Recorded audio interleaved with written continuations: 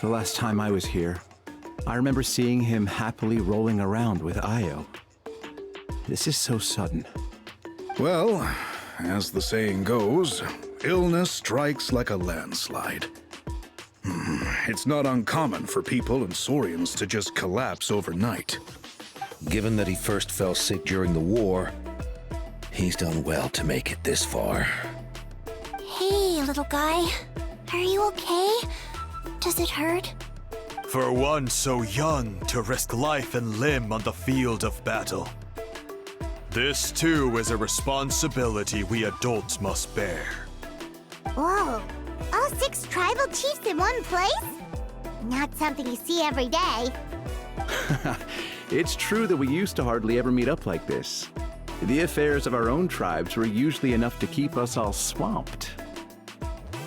These days, though, group dinners on our days off have practically become the routine, so don't look too surprised. Group dinners? More like group mooching. You guys always seem to end up at my place. So shameless. Well, your cooking is too good to resist. You've seen how hopeless the rest of us are in that regard. Anyway, let's get down to business.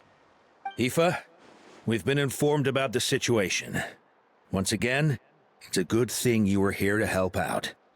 Milray and the other Tepetlosaurs have helped transport goods for the Flowerfeather clan in the past. We won't just stand by and watch while he suffers. I just happened to come across a record of a case like his back home, but I don't know anything about this sacred flame crystal.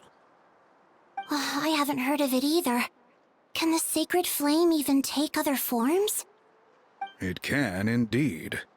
While I've never seen this happen in the flesh, I have read references to it in woven scrolls.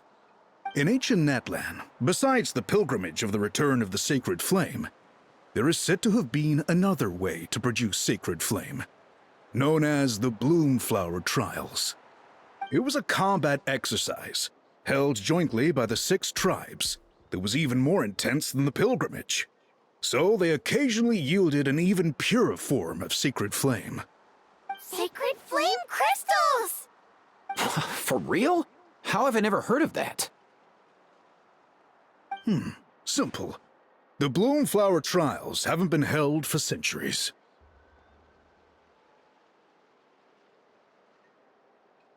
Something seems to have happened the last time they were held. But it was so long ago that I don't know the specifics.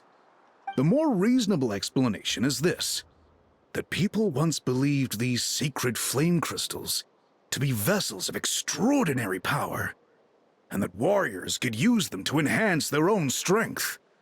In reality, they turned out to be far less miraculous than hoped for.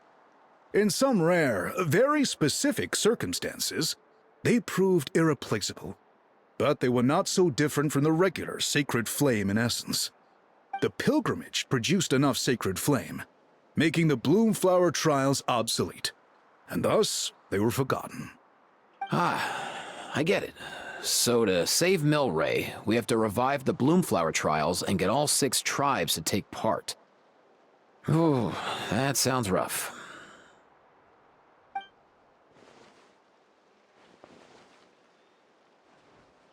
I'd say we'd be better off not treating it like some kind of hassle. All 6 tribes need to take part, sure, but not everyone has to show up. We can keep it voluntary, so warriors who happen to have time can sign up and fight it out of their own accord. Since the war ended, the pilgrimage has become more like a tournament for our warriors to compete in and keep themselves in shape. So why not let them hone their skills on a fresh new stage? We should never drop our guard completely, even in times of peace. But like that, it seems high time we restarted the Bloomflower Trials. I'm with you on that. Nothing gets the blood pumping like a contest to see which tribe's the strongest, huh? No objections on my part. I'll go discuss this with the others. I'm sure there will be plenty of warriors who'll be itching to take part. I can't speak for everyone else, but I can guarantee that Mualani will be there. There's nothing she loves more than a lively occasion. And I guess your vote was a foregone conclusion, eh, Pakal? Great. We're all in agreement then. Nice! Thanks, everyone. It really means a lot. Let's head back to our tribes and see how many people are willing to sign up. If interest is high, we'll hold a big event. But if not, we'll keep it small. Agreed. Rules will be crucial too. A competition without rules is just mindless violence. And that's not what we want. I'll draw up an outline. Let's meet up at the Speaker's Chamber later. After all, we'll still need the Pyro Archon's final approval. Oh yeah, and we'll also need some Ocean Zephyrs to cure Milray. Who'll go gather them while we're organizing the trials? I've got that covered. I just noticed that some of Milray's friends have shown up.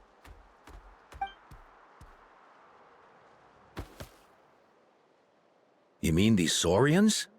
You're right. There's all sorts. Seems like he's quite the popular little fella. Huh. Kakuku, can you hit them up and ask if they'd be down to lend a claw? Sure thing, bro. I've got you, bro. Must be nice having a Saurian companion who can talk. Well, if that's everything, how about we call it a day? All right. See you later. Aoife, let's head back. And bring these Saurians along too. We've got to teach them how to identify ocean zephyrs. See ya, little guy. We'll come visit you again soon.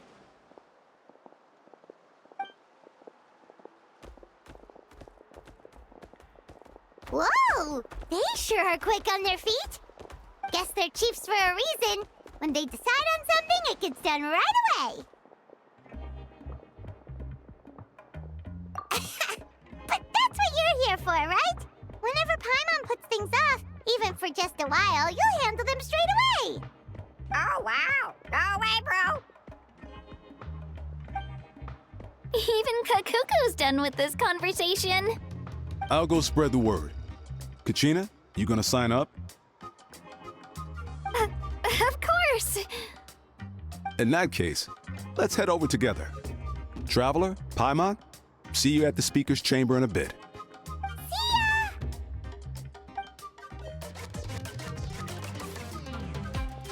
So far, so good. At this rate, Milray will be better in no time.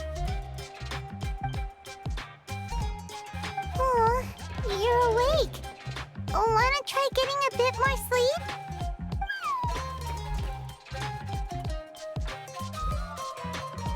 You think so?